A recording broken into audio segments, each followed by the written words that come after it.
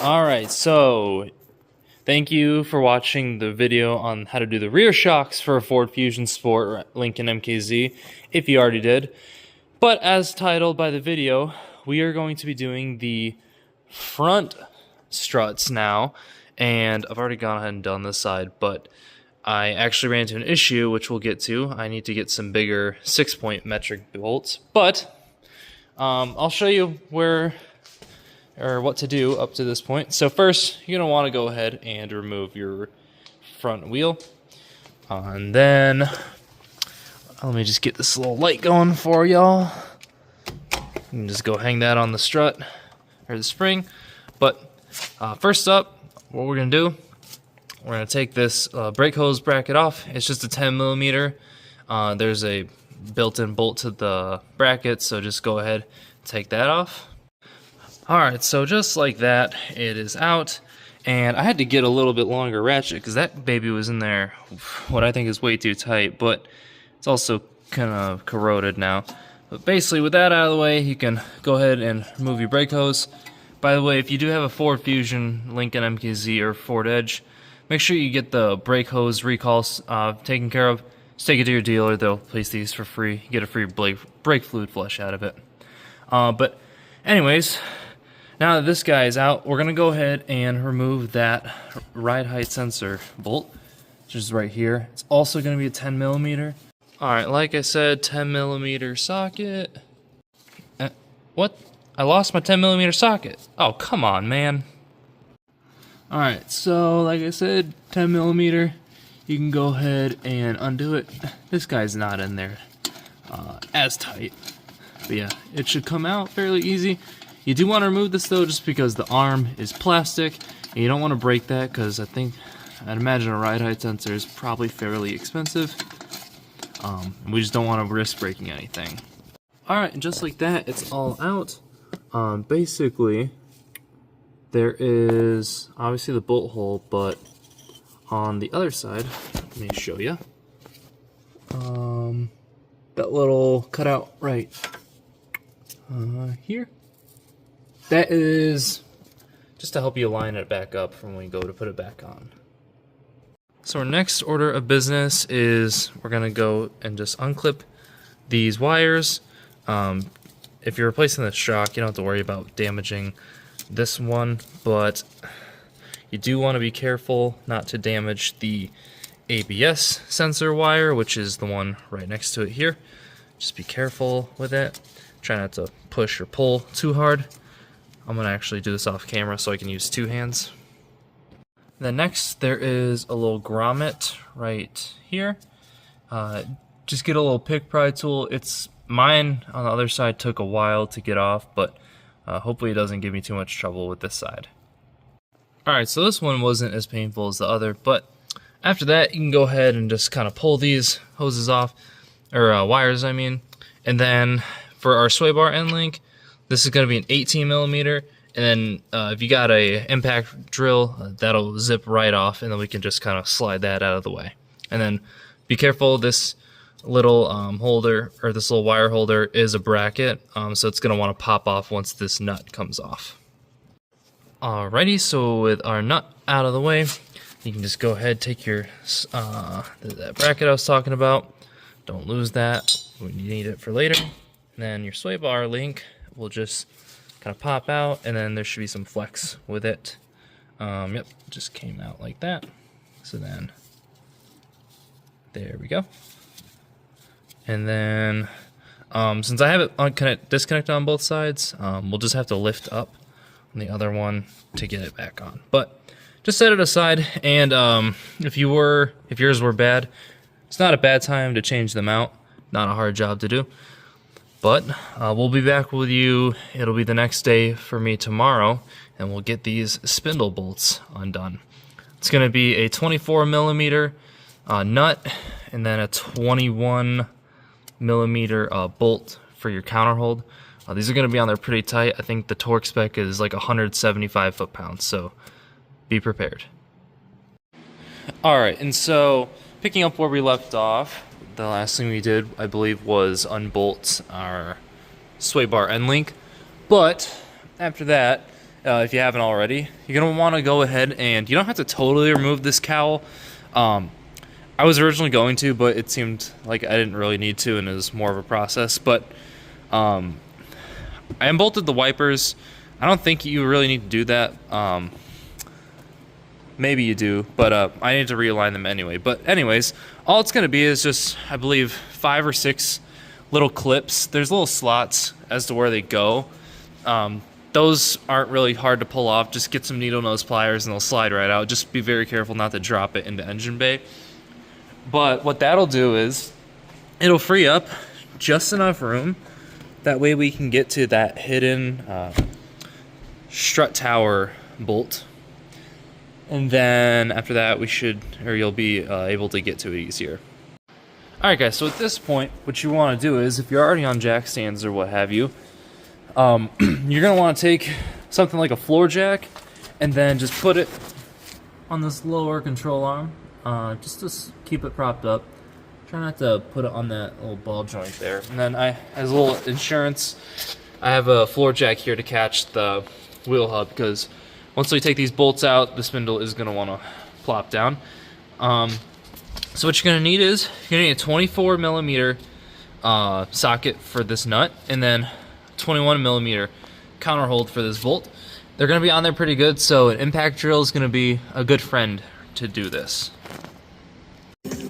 Alright, so zip this nut off real quick. Now you're going to need something like a sledgehammer to tap this out, because these bolts are going to be in there pretty good. And then just be careful though when you go hitting, not to damage our ABS sensor. If you break it, they're not too expensive, but you don't want to break anything you don't have to. And then also just mind this brake hose right here. I'm actually going to tuck it a little bit out of the way here so I don't risk damaging it. Alright, so you just want to give it a couple of good taps. It's going to be in there pretty good.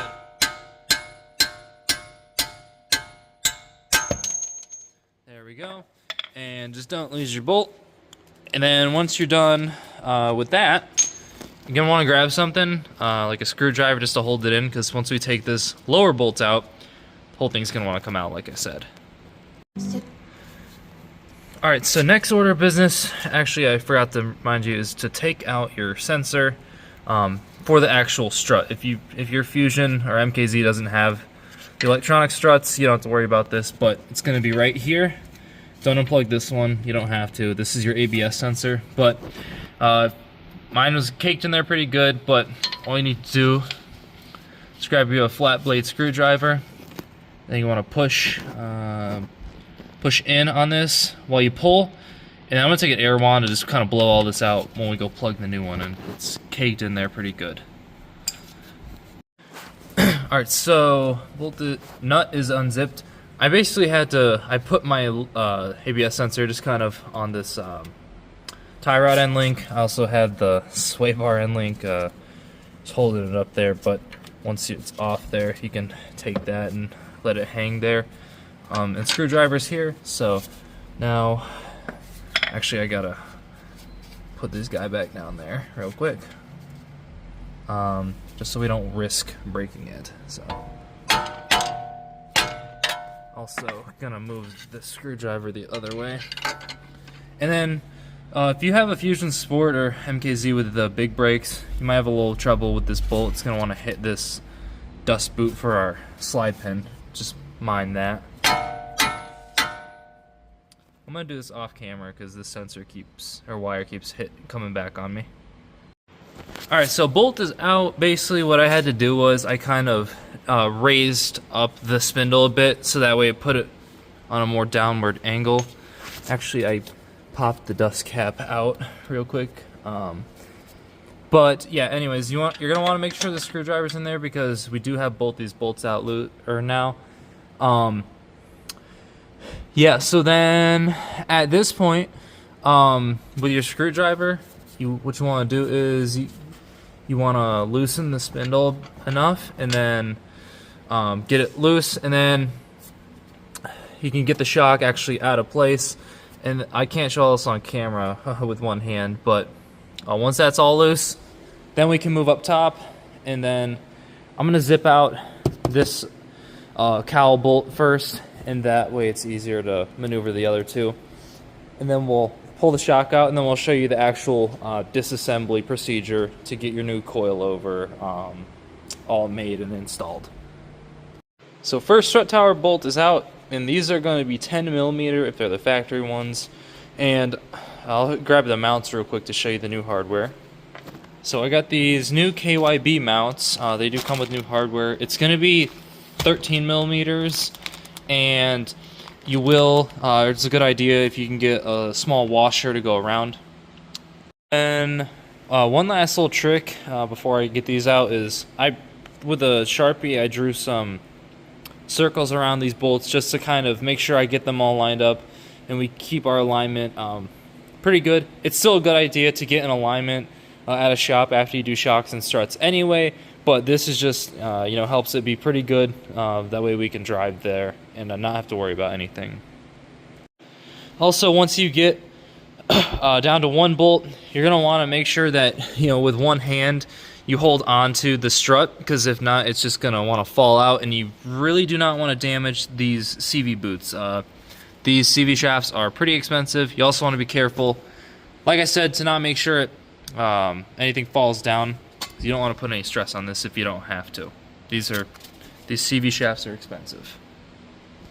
Alright, so what felt like a very long minute of wrestling this thing out, basically I kind of, if this is the strut, I kind of like brought it out this way.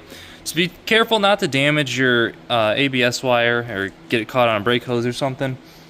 And then you'll see why I put the jack stand to hold up the stud. It's actually working kind of well. But yeah, you don't want to damage that CV shaft or anything like that.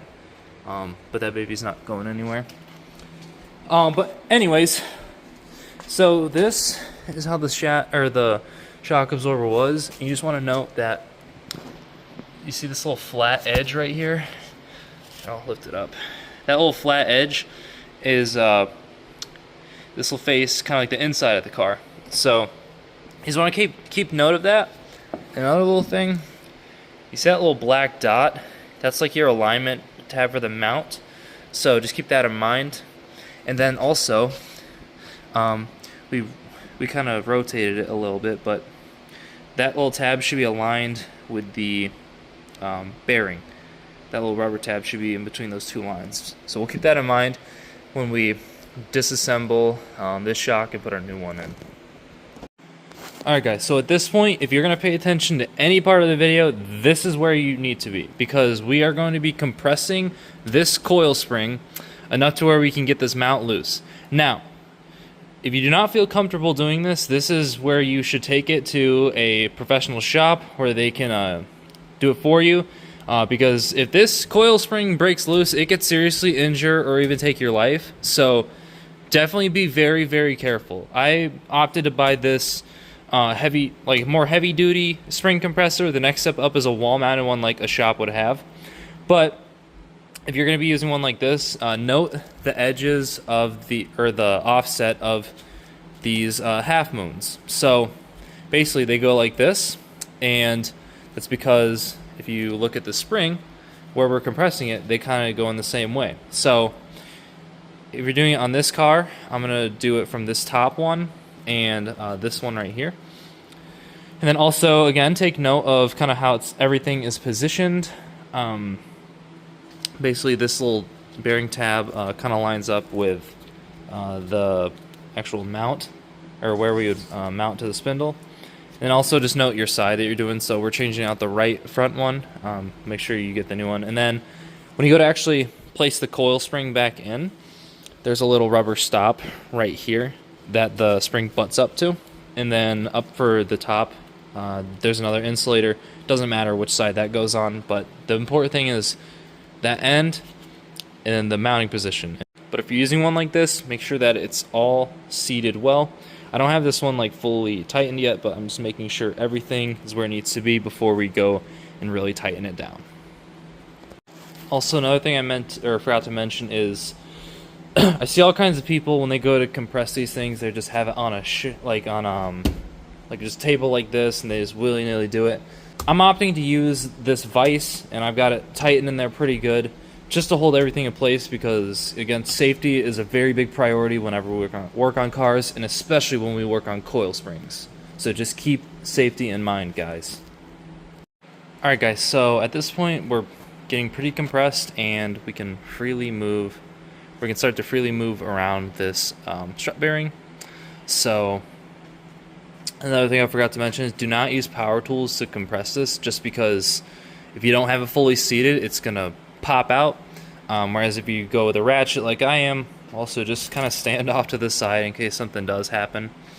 But at this point, there's just a little plastic cap. We're gonna pop that off first, and then you're gonna need a 6mm hex counterhold, and then I can't remember, I believe it's an 18mm nut that's actually holding the strut mount assembly in place. Alright, so our little dust cap's off. Just kind of pry it out with a screwdriver, and you can reuse that.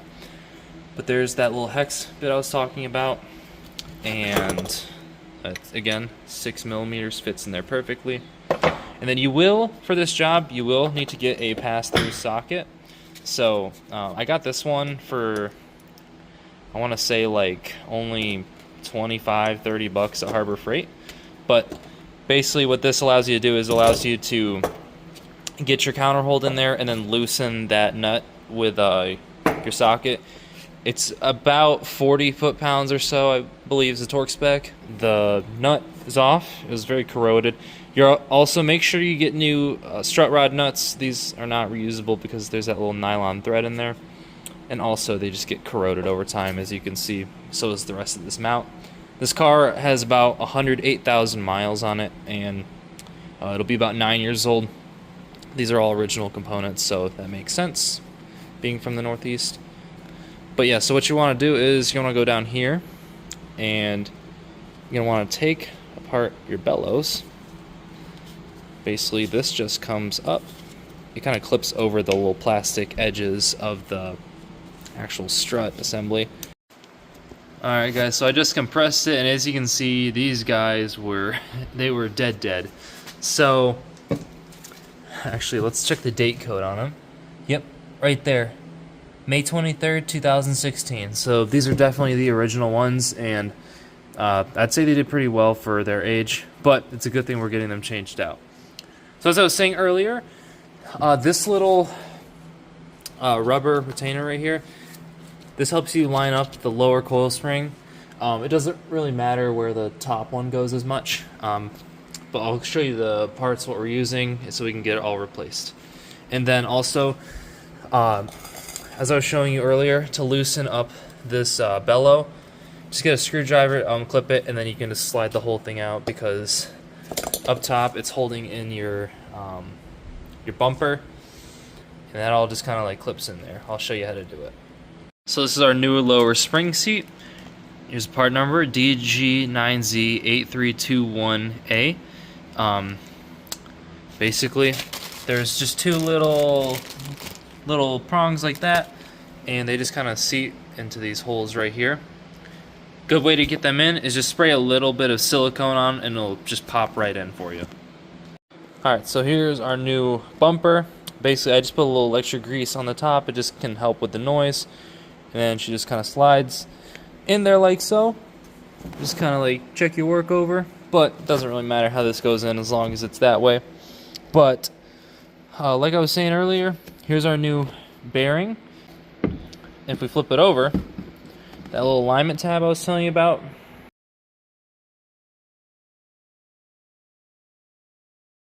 right there. And here's our flat edge. That helps us know that we're in the right spot. Oops, and I knocked it loose just now. But it kind of, I'll show you, it kind of clicks into place. So if you rotate it, you'll hear it click. And then you want to line up these little tabs, like I was saying earlier.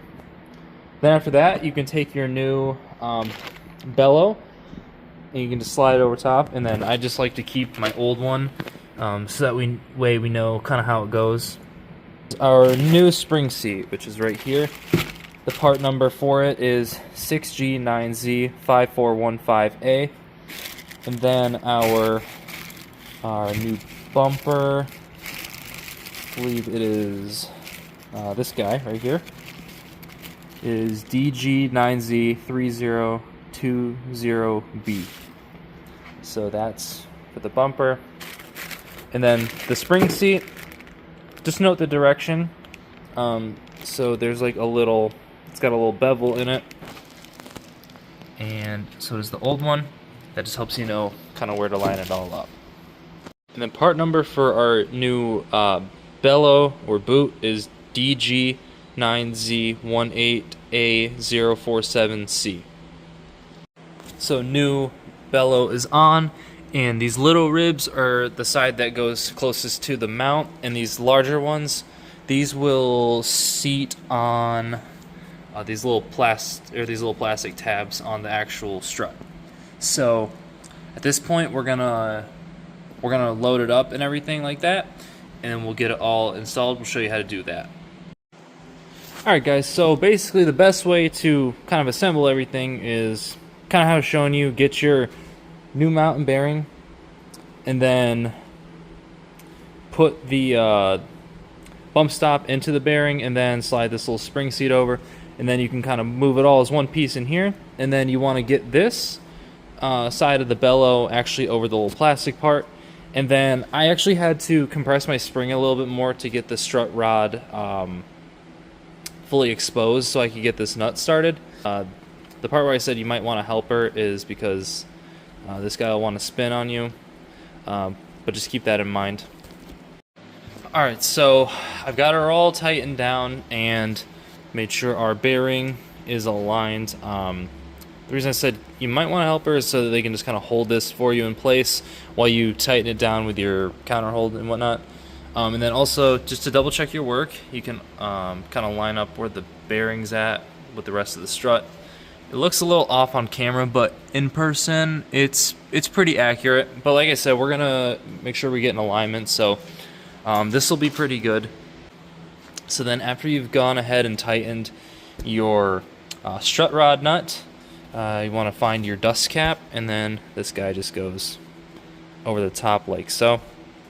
That's all there is to it.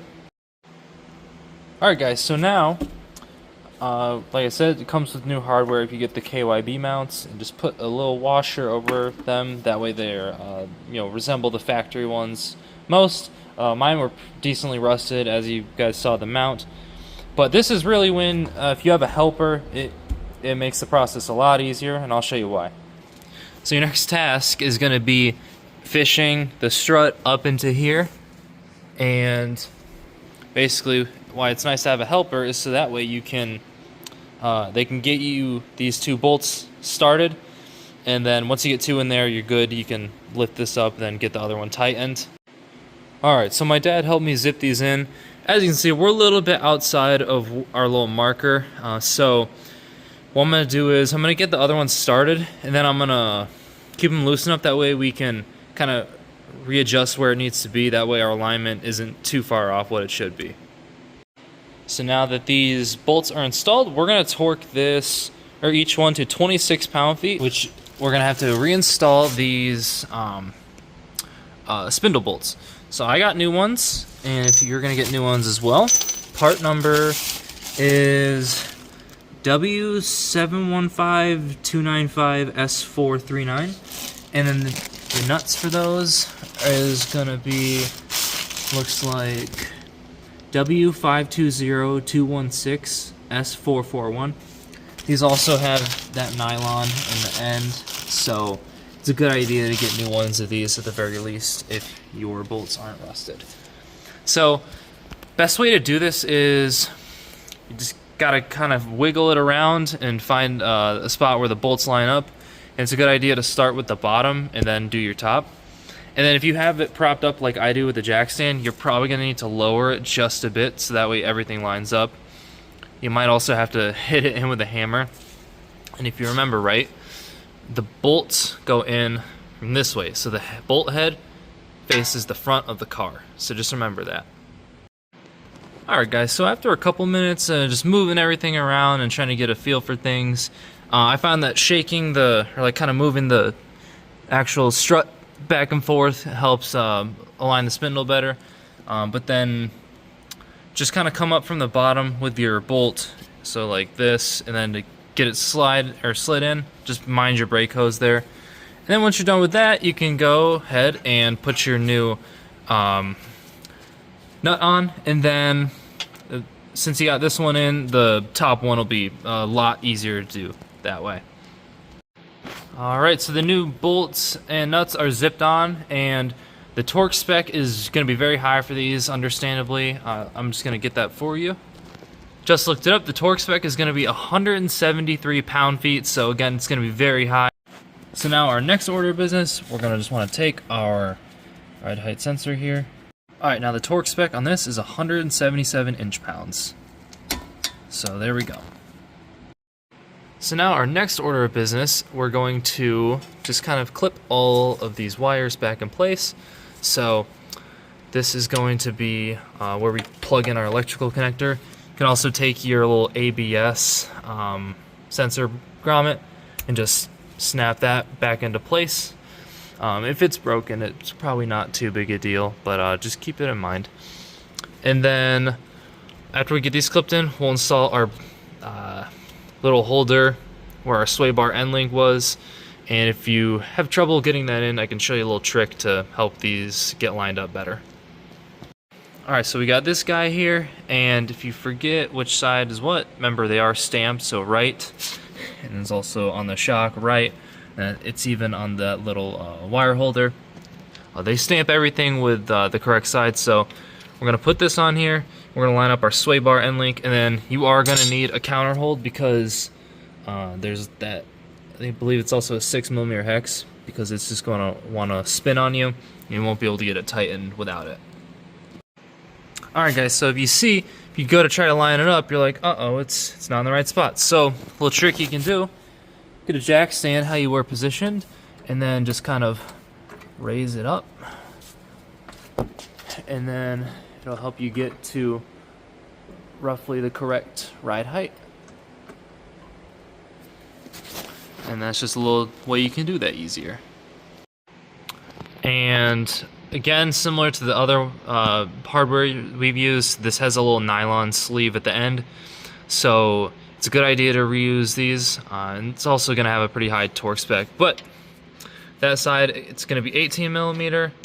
And just start it on by hand. And then once it bottoms out to that nylon, that's when you're going to want to get your counter hold on there, and then you can tighten it all down. And if you do have a special tool where you could use the counter hold and a torque wrench at the same time, the torque is going to be 85 foot-pounds. If you don't have the torque wrench, just get it on there pretty good to what feels like 85 foot-pounds, which is a lot. Alright, so we're all installed there. Once it bottoms out, it's pretty much not going to go anywhere, and just if you don't have a torque wrench, just crank on it pretty good till you get to roughly 85 foot-pounds. And then you can just reinstall our little wires. They just kind of go on there like so. And after that, we want to just take our brake hose bracket bolt. It's going to be 10mm again, and then torque spec on that guy is going to be 159 inch-pounds. If your bolt's got some rust like this, not a bad idea to take a steel wire brush and just kind of clean up some of that rust. It'll help it go in a little easier. Alright guys, after that you are good to install your wheel. I always like to do a once over, so we know we torqued these bolts, we know we torqued this, these are clipped in, those are clipped in, our new electrical connector's plugged in, we torqued our ride height sensor, and we also torqued this guy down, and then up top we torqued these 3 bolts. And then I will actually just take some brake clean and clean up this rotor since I was touching it and whatnot. It's always a good idea to do if you're really getting your hands on the brakes. But then after that we'll show you how to do the ride height calibration with the scan tool in a separate video. One last thing I totally almost forgot, but make sure you put all the clips back in on the cowl. If you removed your wiper, so like I did, make sure you put those back on, and then there's just some little alignment tabs to help you get those lined up.